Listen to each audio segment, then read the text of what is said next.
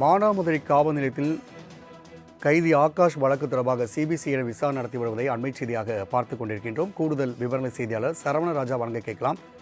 சரவணராஜா, மானாமதுரையில் கைதி ஆகாஷ் கொலை வழக்கு தொடர்பாக தற்போது சிபிசிஐடி விசாரணை செய்து வருவதை நாம் அண்மை செய்தியாக பார்க்க முடிகிறது. கூடுதல் விவரங்களை பதிவிடலாம். வணக்கம் ராம்குமார். சிவகங்கை மாவட்டம் மானாமதுரை காவல் நிலையத்தில் சிபிசிஐடி விசாரணை வந்துட்டு இருக்காங்க. அதாவது சிவகங்கை மாவட்டம் மானாமதுரையிலிருந்து 2 தொழிலாளர்களை வெட்டிய வழக்கில் பட்டியலின இளைஞர் ஆகாஷ் ஜெலிசன், குணா ஆகிய இருவரை போலீசார் கைது செய்தனர். அப்போது தப்ப முயன்ற ஆகாஷ் ஜெலிசன் பாலத்திலிருந்து விழுந்து காலில் முறிவு ஏற்பட்டது. பின்னர் மதுரை அரசு மருத்துவமனையில் சிகிச்சை அளிக்கப்பட்டது. சிகிச்சை பலனின்றி உயிரிழந்த விவகாரத்தில் இந்த வழக்கானது சிபிசிஐடிக்கு டிஐஜி வெங்கட்ராமன் உத்தரவின் பேரில் சிபிசிஐடிக்கு மாற்றப்பட்டது. சிபிசிஐடிக்கு மாற்றப்பட்டதில் சிபிசிஐடி அதிகாரிகளாக சரவணன் மற்றும் கீதா ஆகியோர் மானாமதுரை காவல் நிலையத்துக்கு வருகை தந்துள்ளாங்க. அவர்கள் அங்குள்ள சிசிடிவி கேமராக்கள் உள்ளிட்ட டிவிஆர் உள்ளிட்ட பொருட்களை ஆய்வு செய்து வருகிறாங்க. அங்கு யார் ஸ்டேஷன்ல இருந்தாங்கன்னு சொல்லி விசாரணையும் நடத்திட்டு வந்துட்டு இருக்கு.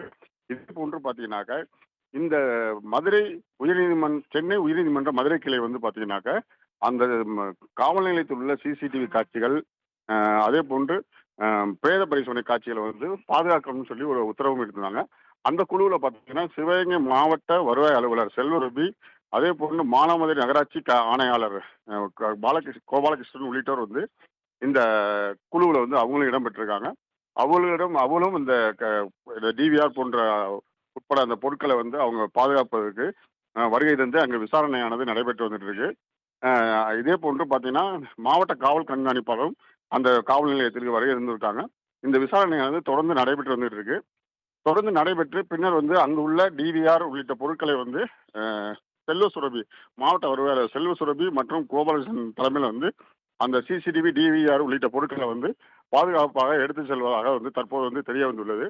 மேலும் இந்த ஆகாஷ் மரண வழக்கு கோர்ட் தற்போது ஒரு உத்தரவு பிறப்பிச்சிருக்காங்க. அதாவது சாலைகளில் பந்தல் அமைச்சு போராட்டம் நடைபெற்ற பொதுமக்களுக்கு எந்த இடையூறும் இருக்கக்கூடாது. முதல்ல அந்த பாதுகாப்பை அதை சாலையிலிருந்து சாலை மறியலை கைவிட்டு அவர்கள் ஒதுங்கி செல்ல வேண்டும் என கோர்ட் உத்தரவிட்டிருக்கு. ஆனாலும் போராட்டக்காரர்கள் இதுவரைக்கும் அதற்கு செவிசாய்க்காமல் போராட்டமானது தொடர்ந்து நடைபெற்று வருகிறது. காவல்துறையினரும் தொடர்ந்து பேச்சுவார்த்தை நடத்தி வந்துட்டு இருக்காங்க.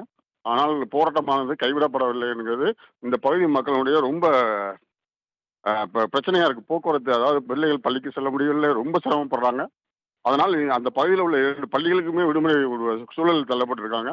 அதனால் உடனடியாக அரசு காவல்துறை இந்த போராட்டத்தை கைவிட வலியுறுத்தி அவங்கள்ட்ட பேச்சுவார்த்தை நடத்தணுங்கிறது இங்கு மானாமதுரை மக்களின் கோரிக்கையா இருக்கு. ராம்குமார்.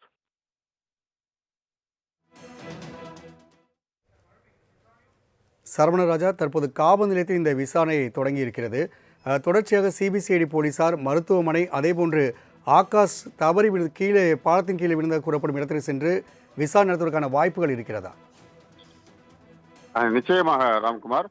அதாவது ஆகாஷை விசாரணைக்காக அவரை கைது செய்து அழைச்சிட்டு வரும் வழியில் கீழப்பசலை என்னும் இடத்துல பாலத்தில் குதிச்சதாக போலீசார் வழக்கு பதியப்பட்டிருக்கிறது.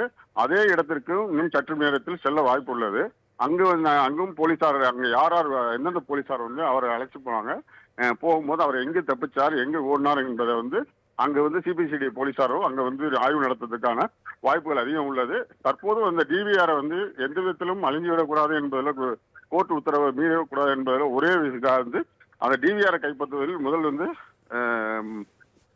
மாவட்ட வருவாய் அலுவலர் செல்வசுரபி முதல்ல டிவிஆர் எடுத்து பின்னர் பாலத்துக்கு அவர் அழைச்சிட்டு போன இடம், அப்புறம் சிவகங்கை மருத்துவக் கல்லூரி மருத்துவமனைக்கு அவர் அழைச்சிட்டு வரும்போது அவர் என்ன நிலையில் இருந்தார் உள்ளிட்ட எல்லாத்தையும் ஆய்வு பண்ண வரும் நேரங்களில் செய்ய உள்ளதாக தெரிகிறது தகவல். ராம்குமார்.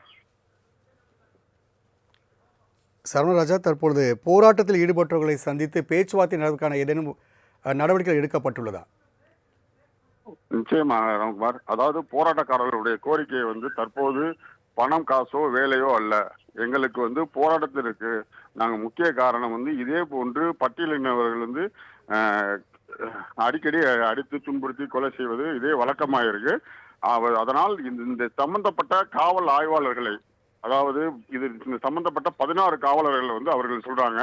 அதாவது SI Dileepan, inspector inspector Dileepan, SI Deepak உள்ளிட்ட 16 காவலர்கள் மீது வழக்கு பதிவுன்னு சொல்றாங்க. அவங்க வழக்கு பதிவு செய்து அவர்கள் நீதிமன்றத்தில் ஆஜர்படுத்த வேண்டும்.